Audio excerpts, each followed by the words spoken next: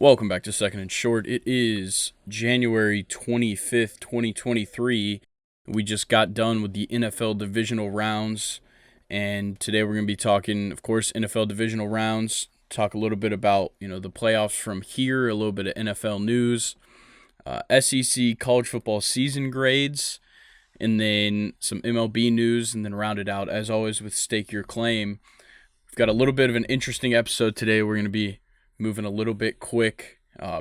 Brock and I are both in a time crunch, so we are going to try and kind of speed through this, but give y'all the same content as usual. We'll start it off Chiefs-Jags. Chiefs beat the Jaguars 27-20, and it seemed like a more dominant victory for the Chiefs than what the final score really looked like. I think it's because the Chiefs answered every single time that the Jags scored, but there was not a single Jags scoring drive that was not answered by the Chiefs scoring right after until that Jags field goal at the end of the game. But Patrick Mahomes goes out, I believe it was late in the first quarter.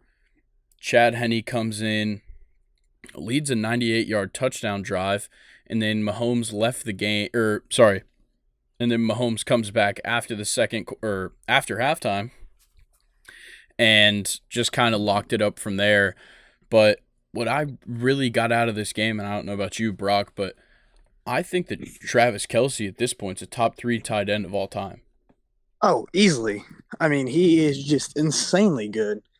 Yeah, and you could argue for Gronk, and I guess the other one that I put in there would be Tony Gonzalez, just because of the long career he had. I think that gives him an edge over Gronk, but then Gronk has, the championships and the touchdowns and everything like that. But Travis Kelce is definitely on those two's heels, and arguably you could say that he's better than them. But yeah, I think that the Jags just had no answers for anything that the Chiefs threw at them.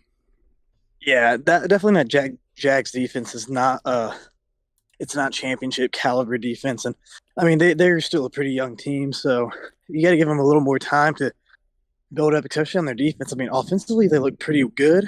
I mean they look pretty good most of the game. I believe T. Law had a few bad passes and a few interceptions, if I'm not wrong, which kind of cost them, but I mean, overall, I think they looked really good for this season. They did really well. They just got a lot to work on. The Chiefs just being very experienced, and I mean, just being the Chiefs, being a team that's been the team to beat the last 5-6 seasons.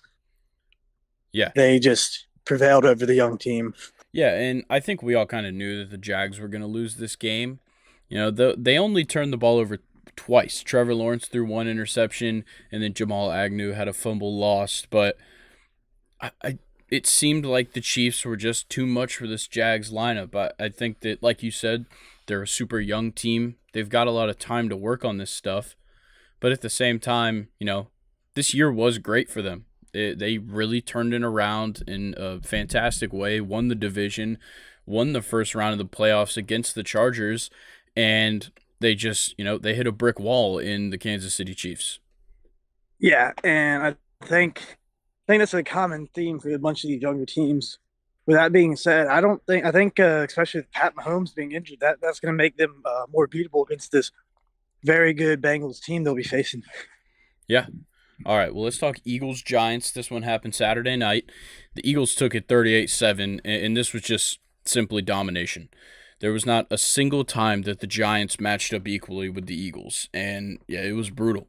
Daniel Jones had no options in the throwing game, and then they just locked him up in the run game. He had nowhere to go, and so we saw him throwing the ball away a little bit more, whereas in other games he'd typically try and make something out of nothing.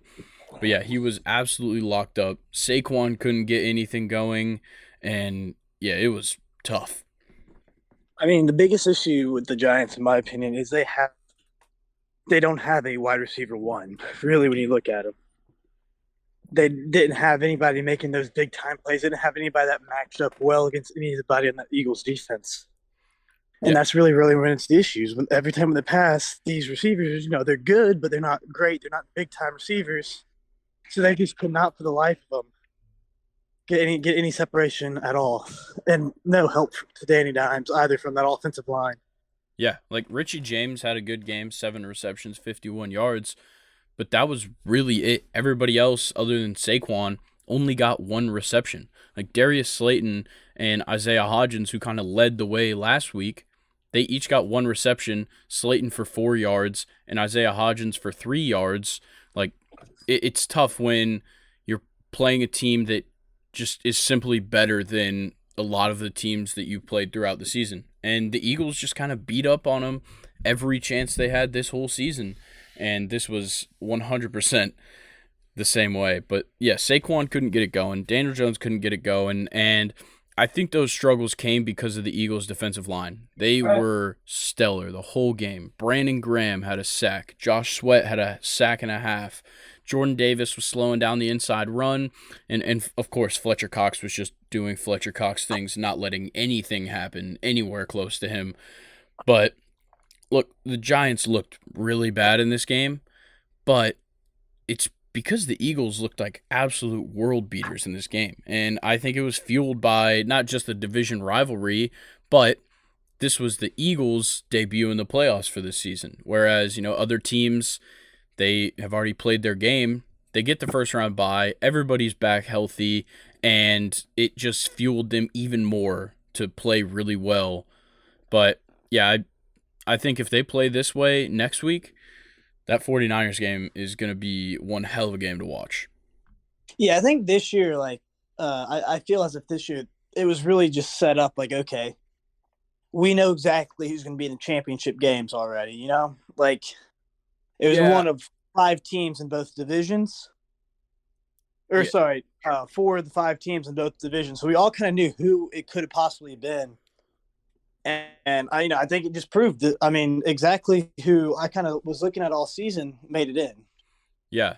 But to your point on the Eagles is the Eagles, especially front seven. It's the front seven is where you win football games. That defensive line, you got to win the game in the trenches, and the Eagles most definitely won the game in the trenches.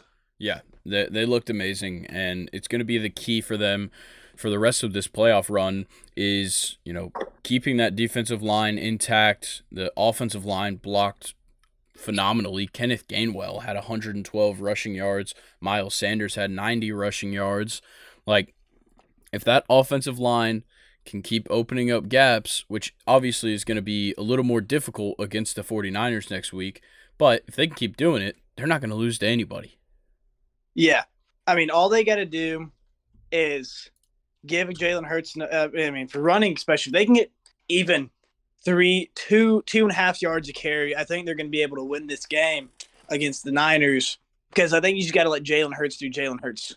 You know, Yeah, and with I, A.J. Brown and Devontae Smith in your receiving game, you have quite a nice pillow to fall back on when, maybe they're not as open against a dominant defense in the secondary.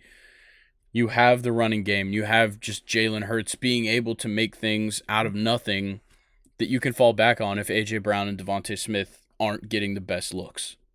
yeah, I am very excited for this game. I mean, it's going to be I mean, both games will be amazing games. Yeah. Well, let's talk Sunday. Bengals, Bills in the snow at Highmark Stadium. And look, the Bills just looked bad. Bengals take it Oh yeah, 27-10.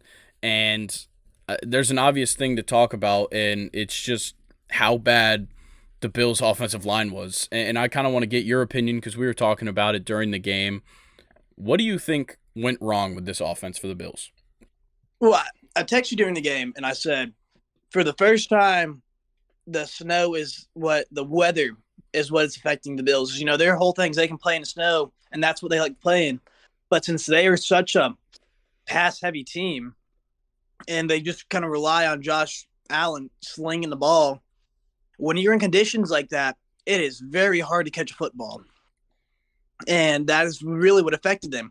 And on top of that, they could not block a dang fifth grade defensive line out there. They were letting people through. Josh Allen was constantly under pressure, especially I mean, the Bengals defense did an amazing job disguising blitzes, especially with Mike Hilton. He is probably the best slot in the league, or sorry, nickelback in the league. Yeah, he But was fantastic in this game. 8 total tackles, 1 tackle for loss, 1 pass deflection, 2 QB hits, and he was just covering a ton of ground.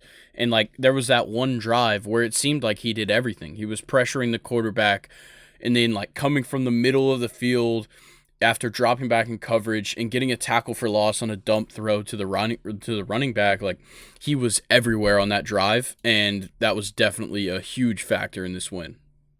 yeah, he's definitely a very big piece in that defense. But I mean, kind of like I just said for the Eagles, is the Bills on, or sorry, not the Bills, the Bengals on both sides of the ball, offense and defense, were, to quote Tony Romo, were enforcing their will on the Bills team. The Bills' line couldn't block to save their lives, and then whether it be running or passing, and then their defensive line was getting pushed back about 5 yards every time the Bengals wanted to run the ball.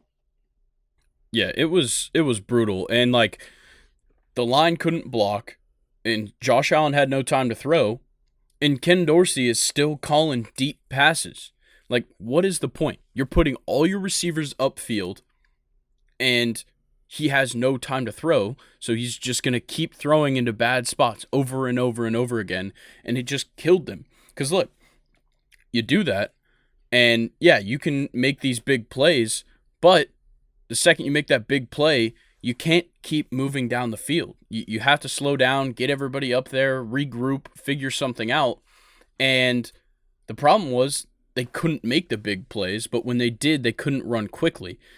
When you have consistent offense, you can catch the defense, kind of on their back foot.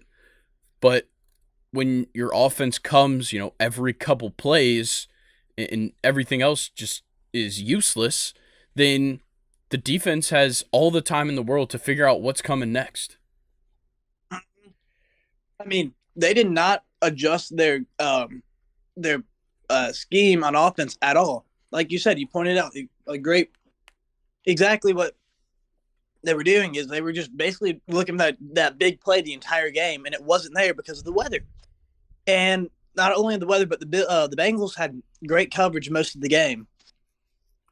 Yeah. What it should have done with the pressure, with how much pressure the Bengals are bringing, you would any offensive coordinator in the mind be like, all right, we're going to start running some screens and quick, just get the ball out quick or running it out, like get with them sending all that pressure most every play. There are so many other plays you can run that will make that their weakness, but they didn't adjust at all. Yeah, like if you could just string together a couple plays of significant yardage, like, 5-yard play here, 3-yard run, 4-yard pass, like just that kind of stuff over and over again, you get momentum and you keep moving down the field and you make the Bengals defense have to really work for it. But instead, every other plays, it looked like every other pass was an incompletion, and you just can't make anything out of that. And I think we've talked about it before and it's something you can't do, and that's why a lot of teams tend to fail, is you can't get caught up in the game. What I mean by that is when you get down, you can't just want to make a big pass, make a big play every single down. You have to do what's working for you. And I feel I've seen that a lot this season, both college and professionally, is people are getting down in the game and they think they need that big play. No, what you need is a nice, consistent drive to get points. You don't need that big touchdown or big whatever it is. You got to just be consistent and get down the field. You got to show your offense and your defense both that there's still hope in this game. We can do what we want, and we're going to stay in this game. Yeah. Well, and like Josh Allen, when you look at it, of course, a 6.3 yards per attempt doesn't look good, but on his completions, it was obvious they were throwing the ball down the field because they were getting like 10.5 yards per attempt or per completion. So, even bring that down a little bit, run some slants, run some screens, like you said, and just help yourself out a little bit, because that's exactly what the Bengals did so well. On the offensive side, they couldn't pressure Burrow, so the Bills couldn't pressure Burrow against an offensive line that was missing 3 starters, I'm pretty sure. They couldn't stop the Bengals' run. They couldn't force a turnover, and the Bengals weren't forcing the ball downfield. Like, their longest reception was 28 yards. Yeah. And like I was saying, you got to adjust to the game and to the conditions. And they were and the Bengals were able to see what they needed to do, while the Bills, again, in another game, they were not setting themselves up to adjust at all. They just kept going with what was not working. Yeah, and like the Bengals, they looked great. And I think the big thing is that this week they had the run game that they've been missing for weeks. Joe Mixon had 20 carries for 105 yards and a touchdown. He hasn't done that in probably over a month or two. And it's exactly what they needed to win this game. They got it together. They figured it out. And look, even when the pass wasn't really working all that well, they had the running game to fall back on, which is what the Bills didn't have. The Bills, everybody kept saying throughout the season, oh, the Bills have a rushing game. Don't you see their yards per game, blah, blah, blah. Well, their rushing game comes from Josh Allen. It's not from their running backs a majority of the time. James Cook had 5 carries, 13 yards. Devin Singletary had 6 carries, 24 yards. And then Josh Allen's 8 carries, 26 yards. That's 63 yards on 19 attempts. Joe Mixon had one more attempt himself and had 105 rushing yards. Mm-hmm.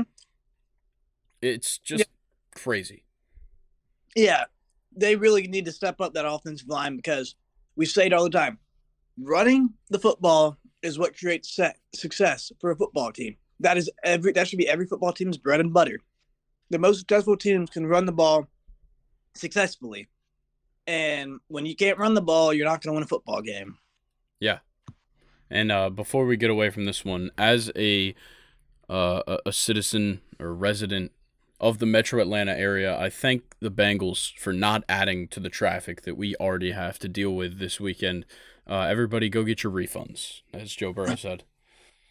Yes, thank God for the Atlanta area, because I cannot imagine having all the out-of-towners making the traffic worse. All right. Well, let's talk about the last game, Sunday night, 49ers Cowboys, and 49ers take it 19-12. And look, I'm going to sound like Stephen A. Smith here, but Dak Prescott sucks, the Cowboys suck, and it's time for some changes. Yeah, definitely it is. Dak Prescott just threw that game. I can't be too upset about I know for one of the interceptions, it was tipped off of the receiver, but at the same time, the receiver's in double coverage and he tried to force that in there. There was no need to try and force the ball in there. It's almost like I was saying with the Bills. He gets too. The Cowboys are just too in their head trying to make that big play that they could not be successful. Yeah. Well, in the first interception was such a bad play. Like, it was so obvious because Dak didn't even decide to throw that ball until the receiver and the DB both stopped on the curl route. And then Dak throws it, and of course it gets picked off because they're both standing there. One of them's going to have to jump up in front of the other. Yeah. It was so bad. But, yeah, like for the 49ers, like they were too much for the Cowboys, especially the defense. Fred Warner was just having his way. He was good in coverage. He pressured the quarterback. He had a tackle for loss. Like, he was all over the field. And I think, at this point, what I think the Cowboys are missing outside of a better quarterback, because I just love to slander Dak Prescott, they need a wide receiver too. They need somebody other than CeeDee Lamb that they trust throwing the ball to. Like, Obviously they have Dalton Schultz. Outside of that, like, Michael Gallup got 3 targets. He didn't catch a single one. And the other 2 guys that got over 1 or 2 targets were Ezekiel Elliott and Tony Pollard. Which I hope Tony Pollard gets well soon, because he is such a great football player. Yeah, but that injury sucks. Yeah, their entire offense is based off their running back duo, mostly Tony Pollard. And once Tony Pollard got hurt, there's really nothing left for him on that offense because Dak is a good quarterback, but he's not a great quarterback. Yeah, exactly. He's not he I don't think he's a game changer. He doesn't push the needle. Like I don't think there's a way that you can rely on Dak Prescott to win you a football game right now. I have to agree. He's never really done anything too crazy for me. He's always just been good. Never great, never amazing. He's always been good. Yeah. Well, and it doesn't help that he hasn't had 2 games in a row without a turnover since 2019. Yeah, that's just embarrassing. Yeah. But like what I'm saying with this wide receiver 2 edition is that look, CeeDee Lamb is a great one. Like 100%. He's a great number 1 wide receiver. But somebody's got to take the pressure off of him. Like he's always in double coverage, and if he's not, he's getting locked up by an elite corner. Give him another option. Give people to take the pressure off of him, because if he's just going to keep getting locked up, you're going to have games where you can't target him 13 times and he's not going to get 10 receptions, and then you're going to be totally left for dead.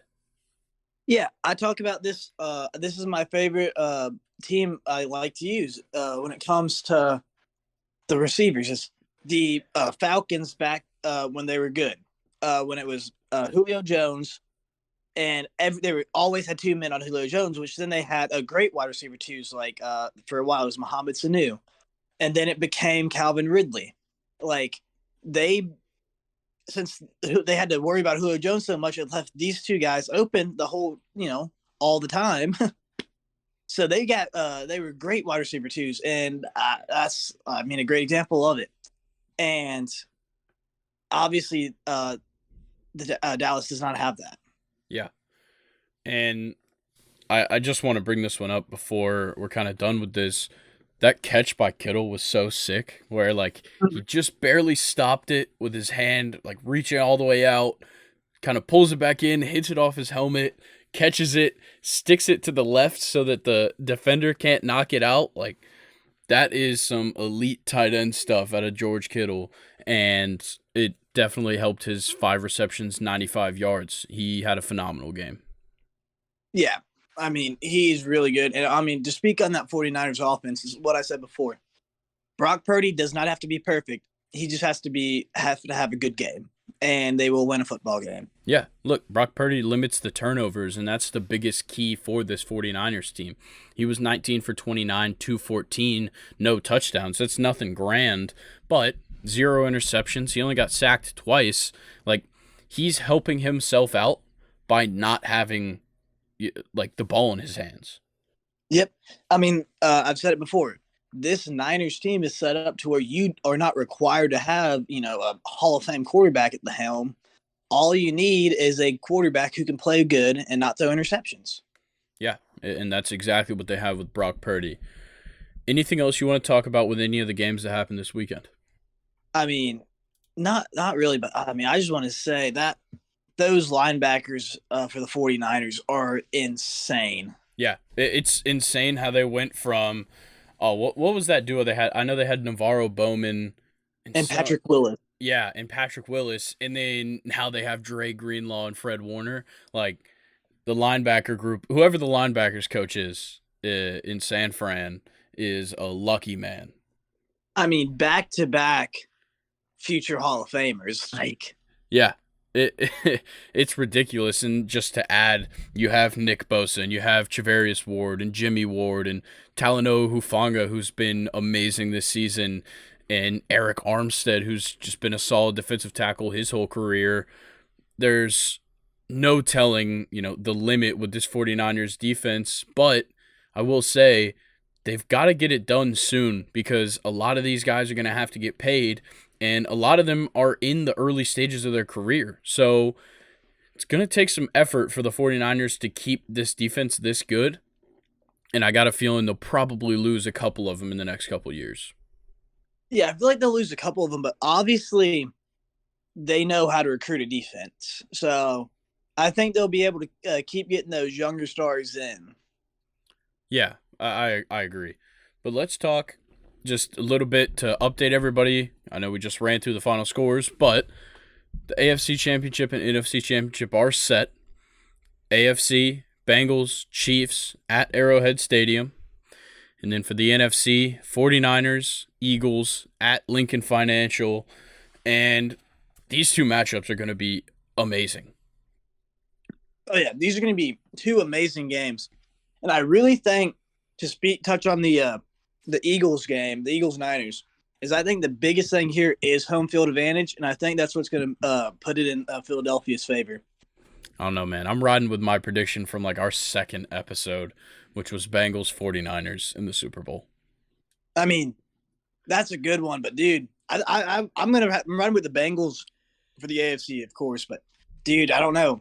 After the Eagles looked this last week and where everybody's healthy and they're playing at their best, it's definitely gonna, because all you gotta do is get back there and start disrupting the rookie quarterback, and then we're gonna see how good he really is. Yeah, that's definitely going to be the biggest thing. You got to think that Nick Bosa's probably not going to line up with Trent Williams just so it makes it easier on him. But yeah, we'll see what the 49ers can pull out because we know Shanahan is fantastic with his offenses, and he could pull anything out of his ass. Yeah, I'm very very excited to watch these games this weekend. Yeah.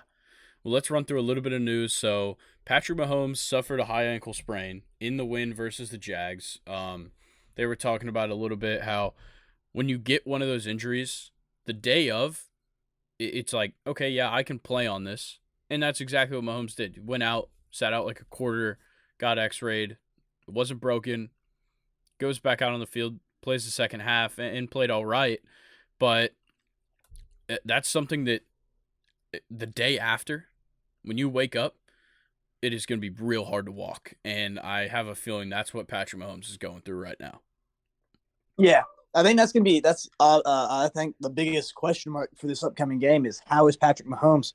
Because if he's not 100%, and I mean I feel like all it's going to take is one good hit and falling on it funny, whatever it is, and it's going to hurt even more, and it's going to really affect him. So I think that's the biggest question mark for the Chiefs offense. Or honestly, not even for the Chiefs, just for the whole game, and to see the outcome. Yeah. Yeah, I think that will 100% be a game changer because obviously we know Patrick Mahomes is the best quarterback in the league, and the way that Chiefs offense operates is because of Patrick Mahomes. Let's talk about one other injury that happened. Tony Pollard, you brought it up. He broke his leg in the loss against the 49ers. And that one, it's just like, okay, we lost, and then you're just going to throw this on top of them. Like, that's rough because Tony Pollard has been fantastic this season. And it sucks. Hopefully he's good and he can come back to start next season. I got a feeling he'll probably be all right. But, a broken leg is a tough one. Oh yeah, that's a very hard one to come back from. I just really hope the best for him. Yeah, and then one thing I do want to talk about: the NFL coaching carousel is in full effect right now. There is so many guys getting looks. They were talking about DeMeco Ryans interviews. Like, I think he had to like cancel on 2 of the interviews because they were like too busy prepping for the game. He had interviews throughout the week, and Sean Payton, that's all floating around, and there's so much going on. We don't have enough time to go through everybody and talk about destinations, but we will soon. And yeah, I think that coaching carousel is going to be real interesting because there's a lot of openings and a lot of guys that, deserve jobs. Yeah, one position I already know that's been filled that I'd like to bring up is old Bill O'Brien going back to the New England Patriots. Yeah, that one's interesting, and I keep seeing these idiots on Twitter saying like, "Oh, well, Bill O'Brien coached Mac Jones at Alabama." He didn't. He was not a part of the staff when Mac Jones was there. He was not. That people are just dumb. But I think that's a better move for him. He just is not a college guy. only been in college a handful of years. He's definitely an NFL guy. Going back to the Patriots where he had, a lot of success. So let's see how that goes for him. Yeah, this is kind of his last chance. Yeah, I kind of have to agree. Like, I think this kind of is his last chance. He did not do well at Alabama. So we'll definitely have to see how he looks with the Pats. I do think him going to the Pats is an upgrade over Patricia or whatever. Oh, yeah, 100%. Matt Patricia sucks. And there's a good chance that Patricia's gone because, like, I'm not sure if they've fired him. I might have missed that. But the Lions were paying Matt Patricia's contract. And that ends after this, like, the season that just happened. So there's a good chance that they just let him go. Yeah, Bill Belichick and Robert Kraft are smart men, so I'm sure there's a reason they had him there. Yeah. And then one more thing that's just kind of happened throughout yesterday and today. Stephon Diggs just absolutely lost his mind after this loss. It was reported that like they got to the locker room, he changed and left immediately before like everybody had even gotten back there, and then gets like dragged back in.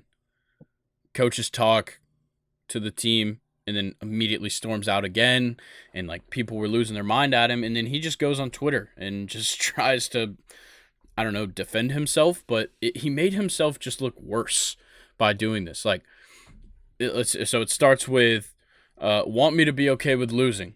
Nah. All right. Then, want me to be okay with our level of play when it's not up to the standard? Nah.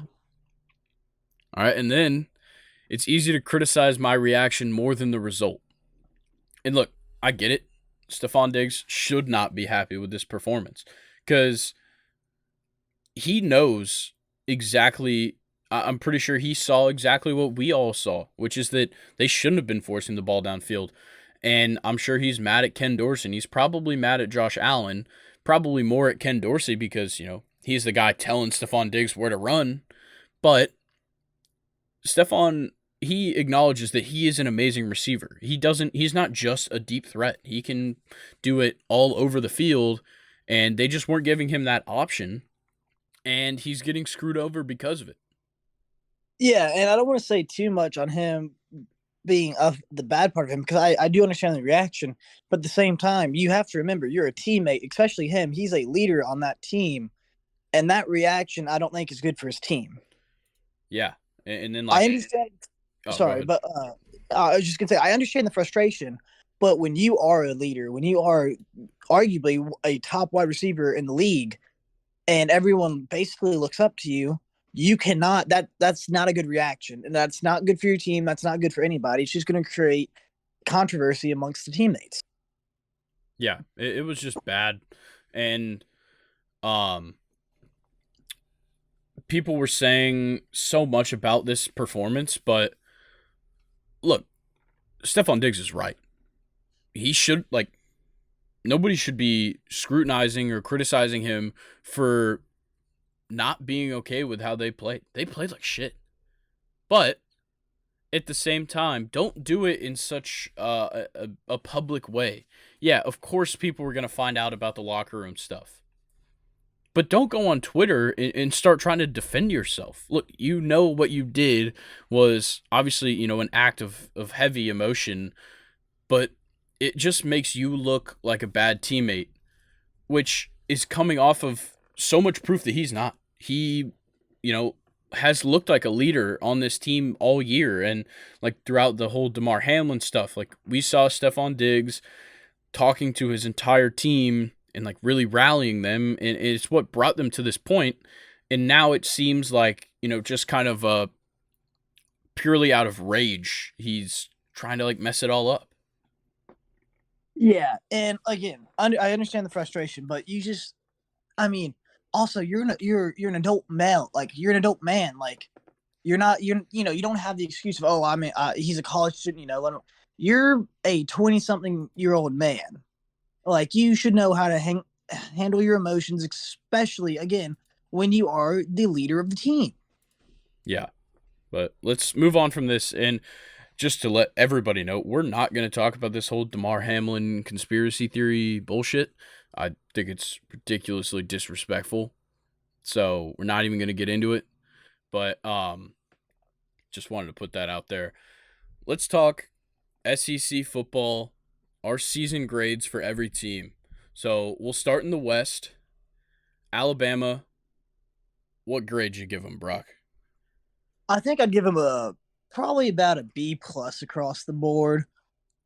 And a lot of people can say that's generous, whatever. But their offense had moments of looking great and being a national championship type offense. Then it had moments of it would go 5 drives in a row of just 3 and outs.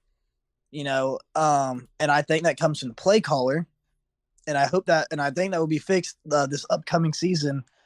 But especially offensively, I'll give them B plus. Actually, I'll give it, and then defensively, I think I can give them a B minus. They made the stops most of the time, despite the 2 games they lost.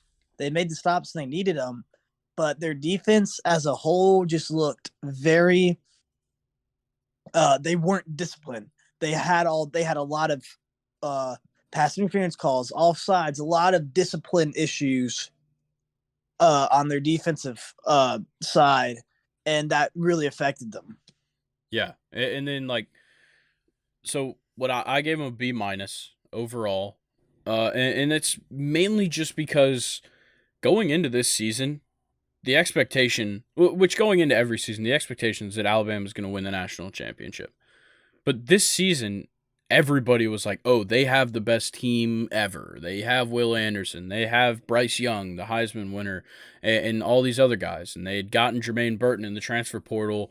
And, like, of course, Will Anderson and Bryce Young played well, but it seemed like the additions they made didn't really make a big difference. And then on top of it, the discipline issues that we talked about all season just crippled them. And like the close game to Texas was brutal. The loss to Tennessee was hard. A very close loss to LSU. But I feel like some people would say, oh, well, Alabama didn't even make the SEC championship game. How could they have gotten a B minus? Like, this is a huge disappointment. Like, they failed this season. But the wins they did get, you can't take those away from them. Like, winning that game, that bowl game against Kansas State, 45-20, very impressive. The win over Ole Miss, though Ole Miss kind of threw it away, that was an impressive win. They really locked down Mississippi State. Like, some high-ranked teams, they played them very well. And that's why I give them a B minus. Yeah, I mean, not to get too far on this, but what you're saying, it's they were probably 3 plays away from making the national championship, making the SEC championship, or whatever. They don't lose. They fully blocked that kick against Tennessee. I think Alabama might be able to take it in overtime. Or if they don't get a couple of these just really bad penalties on them, especially on the defensive side, in both the LSU and Tennessee game, that's a win for Alabama. But their issue this year is there was very little discipline. Yeah, it was tough to watch. But let's move on to Arkansas. I think Arkansas had a C plus year. I think that, I feel like C is an average year for a program. I think that C plus is fair because, look, they were like pretty good last year and exceeded everybody's expectations. And I think a lot of people probably wrongfully expected that to happen again this year. And look, they just fell short in a few games, but their losses weren't bad losses other than, Mississippi State, who absolutely ran through them. But the loss to A&M, 23-21. The loss to Alabama, of course, that was going to happen. Mississippi State loss, not going to talk about that one. But then it was kind of the second half of the season where they really fell apart. The loss to Liberty, and then to round out the season, the loss to Missouri. That's tough. But I still think that they were a good team. They had a great run game. The quarterback, or KJ Jefferson, looked great throughout the season. Obviously had a couple moments where he wasn't all that good. But I think that regardless of that, they had a above average but not good season. Yeah, I think they just had a very much Arkansas season. And what I mean by that is very similar to what you said, is they have good seasons every now and then where they go 9-3, 8-4, whatever it may be. But they ended what, 6-6, right? 7-6 with the bowl win.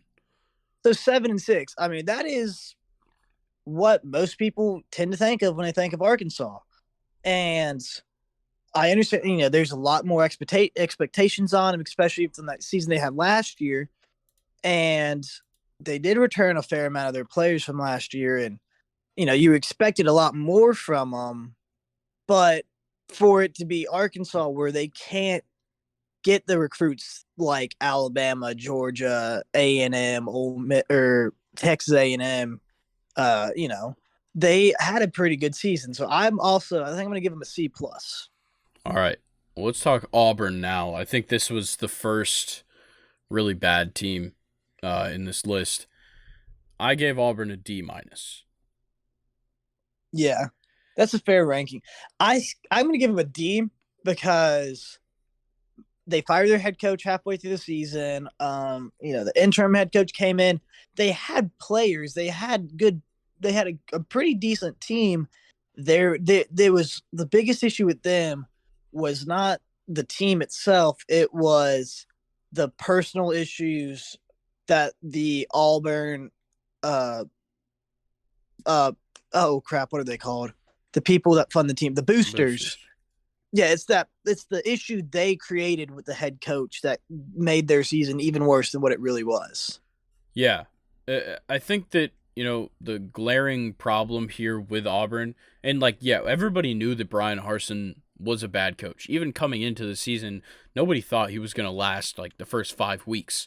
And then like the quarterback change after week 3 that definitely didn't go their way. Like they started off 2-1, the tough loss to Penn State, like really bad.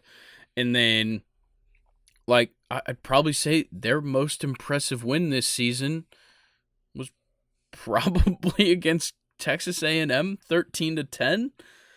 Like Yeah, everything else was pretty bad. Like it took overtime and like a very late overtime field goal to beat Missouri. Obviously they beat Mercer and San Jose State, Western Kentucky, but that that that's really it. They didn't do anything great, and they went on that 5 week stretch of losses with LSU, Georgia, Ole Miss, Arkansas, Mississippi State, and they kept it close with Mississippi State. Took them to overtime, but yeah, it was bad. yeah, and it just goes back to the boosters screwed the team from the start this season. They were going to do whatever they could to make sure Parsons was going to get fired and not make it through the season. Yeah, They never wanted him, and it was a whole mess ever since he came in. And it just now that he's gone, Auburn will probably have much better seasons coming up. But they just screwed themselves with the whole Harson situation. yeah. I think the only thing that made me not give them an F is that they fired their coach, which kind of forced them to make changes. Because, like you said, the boosters didn't want him there in the first place. Like as soon as it started going bad last season, it was just over with them. But they couldn't fire him yet. Like they wanted to give him time, and then yeah, by this season, they wanted him gone, and they got him gone. They replaced him with a coach that people can have their opinions on, but I honestly think that their biggest positive of this year was firing Brian Harsin.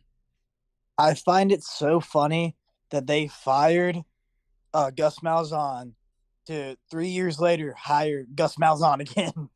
Yeah, Like they're just moving lateral. Like I don't know what's going on in Auburn right now, but it sure isn't winning football games. Uh, let's. Oh, what was your grade for Auburn? I don't know if I might have missed that. I think I gave him a D. Okay, let's talk LSU. I want to know what grade you would give LSU off the jump. Ooh, I don't know. I'm a little. they had a. I want to give them an A, but at the same time, I want to give them just a B plus. And I think I'm going to have to stick with the B plus. Only they had a great season. Don't get me wrong; they made the SEC championship, but that loss to Texas A&M was horrible. Yeah, and the loss to Tennessee. Oh, and of course, yeah, the loss to Tennessee as well. But Tennessee was at least a good team. But actually, that's a good point because they got blown out in Death Valley. Yeah.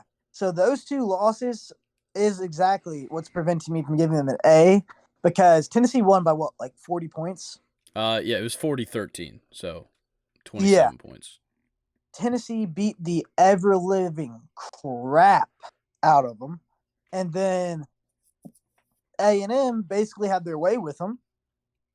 Yeah. So I think overall, first year with Brian Kelly, really good. Of course, made the SEC championship. Got a lot of guys coming in the portal, staying. I mean, they blew out Purdue, wasn't it, in the bowl game? Yep.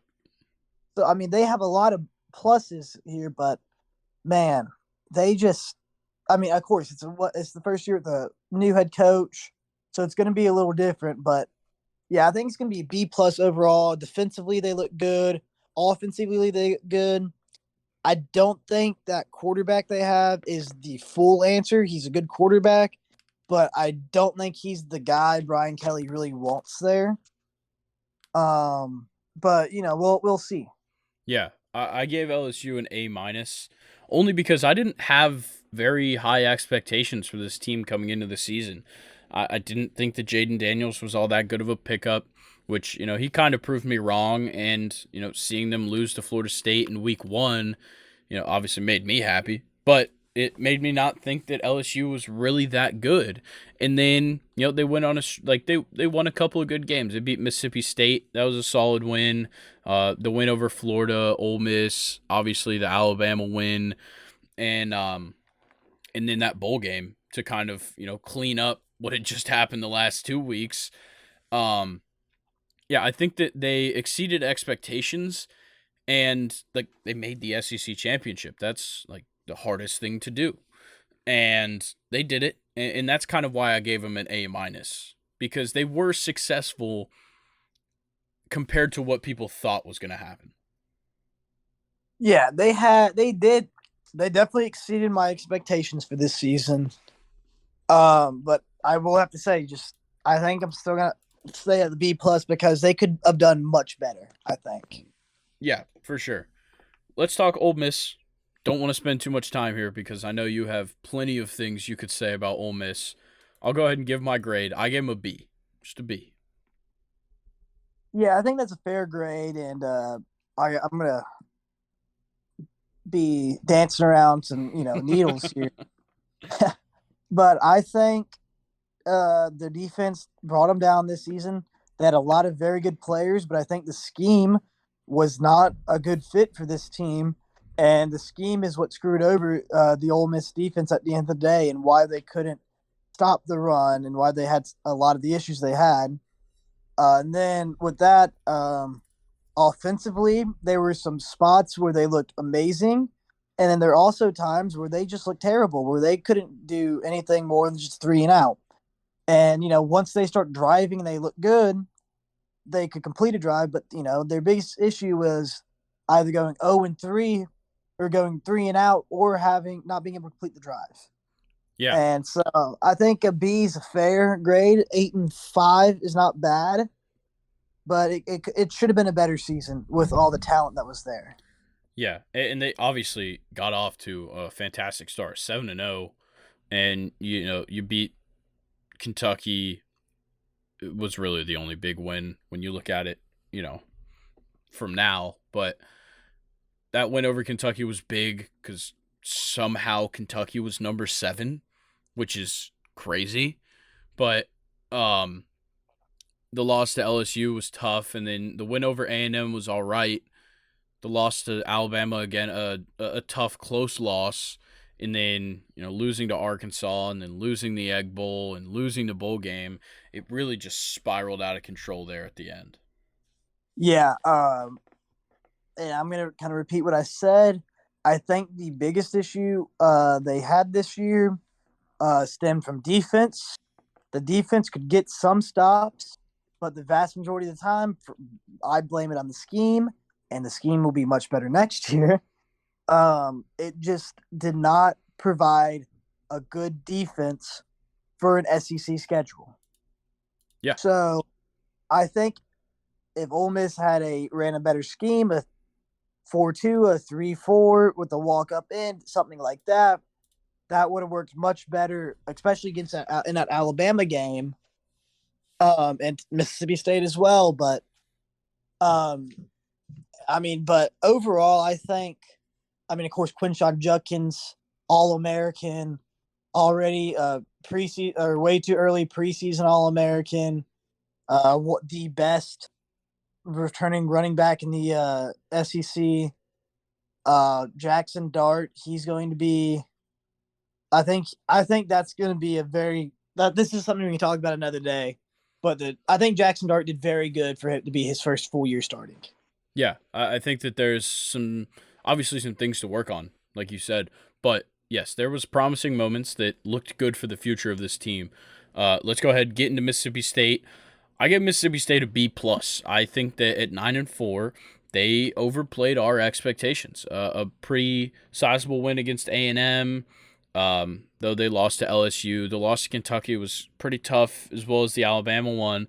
Win over Auburn, the win in the Egg Bowl, of course, and then winning their bowl game against Illinois.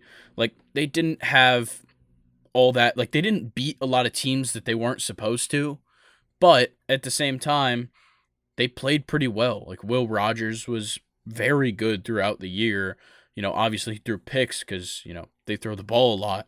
But I think that when you look at this whole season, especially at the end, what all happened, I think it's surprising how well they played at the end of the season with, Mike Leach's passing and everything that was happening at Mississippi State. Yeah, I definitely have to say I want to give it an A because Mississippi State, much like I said with Arkansas, they're not a traditional 8+ win season every year. They're usually we just make it through 6-6. A good year is 9-3. Like an amazing year is 9-3. A great year is 8-4. The average year is 6-6 or 7-5. And I think I'm gonna have to give them an 89.4. Like they're right there on the grid, like right there about to get the A.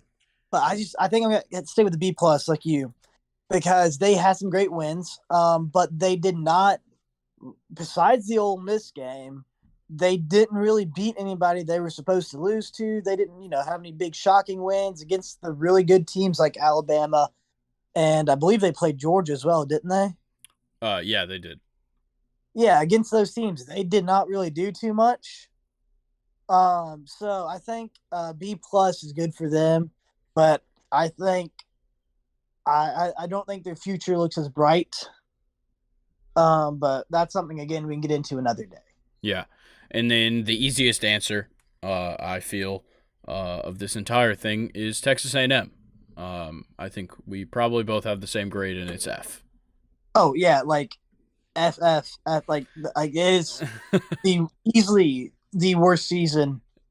Like I think this is one of the worst football seasons of any team in a long time. And I'm saying, like, I've seen teams go 0-12, but the reason I say this is worse than what it really is, they had the number one recruiting class in college football leading into this. The year before, they had a top 3 recruiting class. The year before that, they had a top 10 recruiting class or a top 5.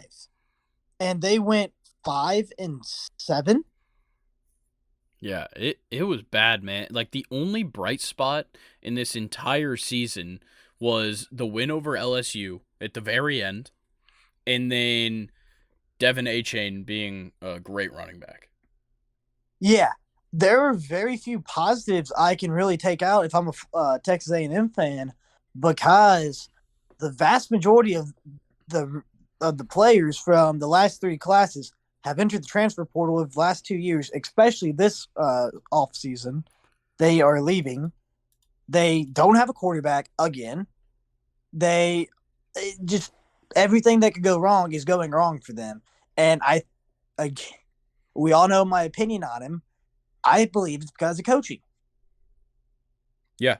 No, I agree. Um, I think that the coaching is obviously bad. They're bringing in, so I'm blanking on his name right now. Who's the offensive coordinator they just brought in? Oh, he's the one Paterno, right? Well, no, not Paterno. Oh, it's like Petrino. Trino, yeah. Yeah. And he's going to be calling the plays. Yeah, it's definitely not Paterno. I hope Definitely not. not. But yeah, he's going to be calling the plays instead of Jimbo, and obviously that's going to help. I think Jimbo's time as a play caller is most definitely over, but is it really going to help that much when you lose everybody? I don't think so. But let's get into the East. We're kind of running out of time. I'm just gonna go. So Florida, I gave them a D because like the only reason I gave Florida a D and Auburn a D minus is that Florida still has a coach that I believe in. Yeah, I'll give Florida a C minus because I think they did better than what we were expecting. I A lot kind of of people were expecting. expected more. I thought that with Anthony Richardson, he was highly touted going into this year and showed me nothing. See, I'd never really believed in Anthony Richardson because he's never done anything to surprise me, and the boy can barely pass the ball to save his life. Yeah.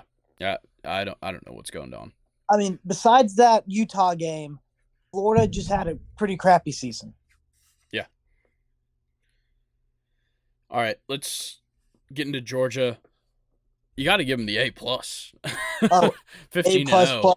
A The plus. only game that was close was that Peach Bowl, and I still say it's because Ohio State had 4 weeks to get ready for it. Yeah, that's fair. But yeah, they did have close games. People are going to bring up Missouri and Kent State, whatever. Those aren't well. Okay, Missouri was a close game. I can't say that. Kent State was close because it's Kent State, but they still won by 15 or 17. But Yeah. yeah, Georgia looked insane this year, just top to bottom. Stetson was awesome. Brock Bowers was amazing. The run game was unstoppable, and like none of the running backs really showed out. A couple of times, like Dijon Edwards or Kenny McIntosh had a good game, but outside of that, like it was all over the place with who was going to have the good game, and the receiving core looked good.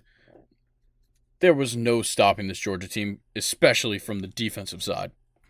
Yeah, no, there was very little you could do for this Georgia team. I mean, all around just they were just they woke up in the morning and pissed excellence. I mean, it's as easy as that. Yeah, and let's go ahead and talk about Kentucky. I gave them a C minus. I think that the only thing that kept them from being a D is that they made a bowl game. That's like the only part that keeps me from it because they lost just about every game they should have except for the Florida game. They beat Florida, who turned out to not be that good. But I just the Ole Miss loss, South Carolina, Tennessee, and then the loss to Vandy just kind of put the nail in the coffin. Yeah, I'm giving them a D plus, dude. They just they how do you go from number 7 to barely squeaking into a bowl game? I just don't get how they got to number 7 in the first place. Like they beat Uh, Miami of Ohio, and then yeah, they beat Florida. Then they beat Youngstown State and Northern Illinois, and then they go into Oxford, and they're the number 7 team in the nation. dude, it's 2 words. Will Levis. That's He fair. just because he's hyped up to be now they're basically hyping up to be the best quarterback in this draft class, and just because he has all that hype behind him, they're going to give Kentucky it. That's just how it works, unfortunately. Yeah. All right, let's talk Missouri. I give Missouri a C. I don't think they really played that bad. You know, obviously they weren't good. Yeah, I mean, much like I said with Arkansas and Mississippi State, they're not a team that you every year you expect to go, 10-2 or 11-1 going to the championship. They're a team you expect to barely make it through, go to a bowl game. Like 8-4 win for them, or 8-4 season for them is an excellent season. So Yeah, I would have to agree, go with the C. They had some good games. They played some good games. They kept it close to some teams, but it's at the end of the day, it's Missouri. yeah, exactly. Like they played Georgia close. They played Auburn, Florida. They both played them close, beating Vandy and beating South Carolina, who are both solid teams throughout the year, and then beating Arkansas. So a couple of pretty decent wins, and not what we expected out of Missouri. I thought they would have had a much worse season. Yeah, I was kind of expecting them to be worse, and actually, I'll wait for you to stake my claim to say this. Okay, I like that.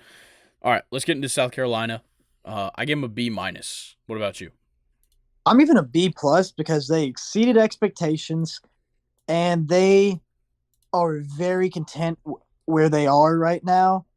And for South Carolina, again, to repeat what I said about the other teams, they're not a team who you go, oh, they're making national championship, or oh, they're making the SEC championship.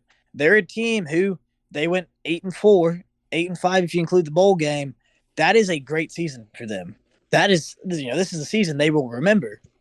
And with Shane Beamer, that's not what they're looking for. But as an average South Carolina fan, like, yeah, that's an amazing season for them because they're not used to winning. Yeah, So I had to go. What did I say? B plus. yeah. Yeah, I'm gonna have to stick with that. They played very well. They need a better quarterback than Spencer Rattler Who's because I just staying? don't. He's staying, Yeah, which is I interesting. just don't like him. I just don't think he's that good. He's too selfish. He just screws up a lot, and I think it just goes to him being selfish. But overall, with wins over Tennessee and Clemson, both ranked top 10, I got to give him a B plus. Very close to giving him an A. If they would have won the bowl game, they would be an A. I think that what tainted them for me was losing to Missouri and Florida. That Florida loss was bad, dude. 38-6. Like that is brutal. But then, they rebound with a win over number 5 Tennessee and then a win at number 8 Clemson and you're like, "Oh, what like are they a good team? I don't know." But yeah, I think that this season was because of Shane Beamer. I think he showed that he's a great coach, and I think that they'll continue to get better. I don't know if they'll play this well, come next season, but a couple of recruiting classes from now, I could see them being a team that, maybe has a season like Tennessee did this year. Yeah, I could never see them being an SEC championship contending team, and more of a national championship contending team, because I genuinely do not believe they're going to be able to out recruit Georgia in the air. Tennessee can't even out recruit Georgia because Georgia owns Georgia, most of South Carolina, and most of North Tennessee. Like a lot of them, they all go to the University of Georgia. So until Beamer at South Carolina and Happel at Tennessee can start beating out Georgia for a few recruits, I don't know if they're ever going to be able to beat out Georgia. Yeah, I agree. Let's talk Tennessee now. Tennessee, I give them an A. I think Oh that yeah, they had the second best season in the SEC. they're definitely an A. I mean, I think the thing that keeps them away from being A plus for me has to be the loss to South Carolina, and that's only because they just lost their quarterback, right? Yeah. Yeah, I Well, mean, he went out like in like the third quarter or fourth quarter, but like yeah, it changed the game a little bit. South Carolina at that point was probably still gonna win. yeah, I think didn't they play South Carolina right after they played Georgia? It was 2 weeks after they played Missouri in between, and they put up 66 on them. Oh, well then there's really no excuse. And yeah, they're an A. They Yeah, had a great season. They really should have beat South Carolina because they are the better team. I think they simply overlooked South Carolina. yeah, I think they were just looking ahead to play out the season and go to their bowl game. yeah, and like 56-0 against Vandy to end it out was great, and then the win over Clemson in the bowl game was fantastic. I think it gives a lot of hope for next season for them, and yeah, I'm excited to see what happens in Tennessee because it seems like they could be around for a little while. Yeah, I think Tennessee has a much better shot of challenging Georgia than anybody else in the East does. I think Florida might be able to here in coming years, but there's a lot that Billy Napier's got to work on down there, and he's just got to maintain his recruiting classes and keep discipline on that team. Yeah. All right. Let's talk Vandy. Last one. Vanderbilt. I give him a B minus. Obviously, it's hard to say that like they could get a higher grade because they still went 5-7, but they were so good for what we're so used to with Vandy. They got multiple conference wins this year, and they couldn't even get one. What, the last 2-3 years? Yeah. I'm gonna be a little more different than you. I'm gonna have to go with a C plus, only because I think if they made a bowl game, I would give a B plus. But they didn't make the bowl game, and I think they could have played a little better in a lot more of their games. But with that being said, I am very impressed with them this season. They played a lot better than everybody in the country thought, Yeah, and I think they got some good years on the horizon. I think so. And by good years, we mean like making a bowl game, barely. But like, Good for yeah, good for Vandy. And yeah, the losses were brutal. They lost by 20 to Wake. They lost by 52 to Bama. They lost 52-28 to Ole Miss. They lost 55 nothing to Georgia and 56-0 to Tennessee. Those are tough losses, but you beat Kentucky, you beat Florida. Those are impressive wins. Yeah, I mean, honestly, no matter the season, especially in Florida, because they are traditionally a more talented team than Vanderbilt always is. I think under Clark Lee, they have really nothing but better years ahead, especially for Vanderbilt. Yeah. All right. We're almost out of time. We're going to hit stake your claim before we get out of here. Brock, what's your stake your claim? I literally, it just came to me. I think Missouri is the new Vanderbilt of the SEC, the new punching bag. Okay. I agree. I think that with the way that some of these teams have turned themselves around, Missouri could definitely fall into that spot. Because I think I kind of was giving Vanderbilt a lot of praise, and I really hope I'm not wrong. But their head coach is a very good coach, and we saw what he did in 2 seasons. He got him to actually beat an SEC team for the first time in like 5 years. Yeah, no, it was an impressive season for Vandy, and you're right. Missouri looks bad. It's probably just going to get worse because there's not much draw to going to Missouri. Just like what Mm-hmm. we talked about with there wasn't much draw going to Vanderbilt, but now they have things going for them. I think NIL is a big factor in Vanderbilt because you're in Nashville. It's a big city, as opposed to Missouri where, look, there's not much going on. And, if I'm going to be in that area, there's even like group of five schools I'd rather go to and just get better playing time and a little more recognition than Missouri. Yeah, I have to agree. Like you said, there's so much that goes into it, and it does go to NIL, and it goes to it's Missouri, and I think their coach, he's a good coach, but I think he's just a good coach. I don't think he's a great coach. I don't think he's amazing. He's just good. He might be able to get him to 6-6, but I think they're just going to continue to be this just okay team. Yeah. I think that they're kind of fortunate that they're in the East because they get to have, a couple layup games sometimes with like Vandy, of course, and sometimes Kentucky's pretty bad. So it does help them out with the SEC, like conference wins, they'll get one or two a year. But if Vandy turns it around and Kentucky picked up some great players in the transfer portal, they could be better next year. There's a chance Missouri doesn't win a conference game. Yeah, and I think that's a big fear for Missouri right now. So I think these next few seasons for Missouri will be very interesting. I I I know they're not going to leave. I don't know. It does make me think, especially with these good teams coming into the SEC, if some of these smaller schools are going to want to leave, like Missouri, for example. Yeah, we could see something like that. I don't know if they're gonna want to. I think that the funding they get from TV deals and things of that sort, I don't think there's a single team that's gonna want to leave. Well, yeah, Um, that's the issue with it is I wish people cared about the sports more than the money, and I understand the money's very important.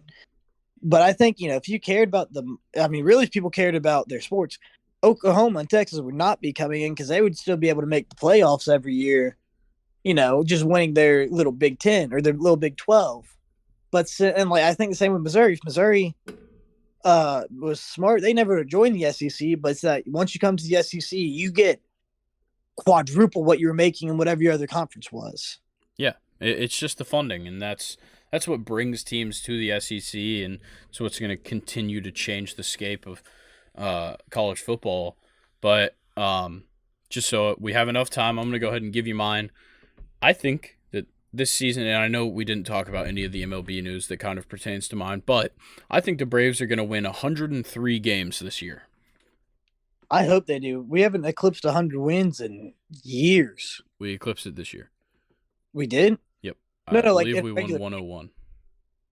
Yep, Oh, in the regular regular. season. Oh, never mind. Sorry. It was the first time in a while, but yeah, I just think that you can say that we lost stuff. Yeah, we lost Freddie a year ago. Yeah, we lost Dansby this offseason. I still think that we're getting better.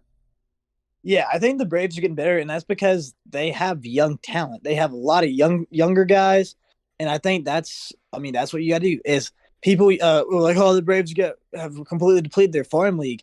Yeah, because they're all playing for the Braves right now. Yeah, exactly. And what we didn't what's the players that aren't playing for us now, we picked up players that are making an impact for us. Mm-hmm. So, yeah, I think it's working out well. And, yeah, people are going to say there's a hole at the starting shortstop position, but Grissom has been working his ass off this offseason. Snicker came out in the press conference and said that he's not considering even giving Grissom a shot at playing left field. He wants him to be the shortstop, and the Braves and Ron Washington scheduled 3 infield sessions with Vaughn, each of those lasting around a week. 2 of them already happened in New Orleans. One's going to happen down in Florida the week leading up to spring training, or leading up to position players and pitchers and catchers reporting. So I think that, with that kind of work, Vaughn is going to be in a great position with a big leg up on Orlando Arcia for the starting shortstop position, and I think that's just going to help us out even more. Yeah, I have to agree, and I think Vaughn is gonna fit into our lineup pretty well as well. Yeah, and even if he's he's going to be batting pretty near the bottom, because of course, Acuna and Albies and Riley, Olson, even Sean Murphy and Michael Harris. Like, there's guys that are going to have to get their at bats, but Vaughn Grissom is going to be a solid guy down at the bottom of the lineup that gets on base, creates runs. He's really good at it, and if his glove is, even 75% or 80% of what Dansby's was, I think we'll be just fine. Yeah, completely. Just got some news. Josh Happel just signed a contract through 2029 where he'll be making $9 million annually. Yeah, that just popped up on my computer when I refreshed my ESPN feed. So yeah, that is awesome. Congratulations to Josh Heupel. And like I said, I think I said it before, maybe on the podcast, maybe just to you, that in like 10 years, Josh Heupel will be the coach of Oklahoma. So this really lines up perfectly. Yeah, whenever I decide to get off of that Brent Venables test, I think that's going Yeah. to be interesting. All right. Well, that's all we've got for you today. We both got to get out of here pretty quickly. But Anything else you have for the people, Brock? Oh, not that I can think of. All right. Well, yeah. Apologies for the short episode, kind of steamrolling through everything, and we should be good for Thursday's or Friday's episode. Me and Luke. There should not be any time constraints, and we all know that if we wanted to, me and Brock could go for 3 hours. But um, we're gonna end it here, and I will catch y'all on Friday. Peace. Peace.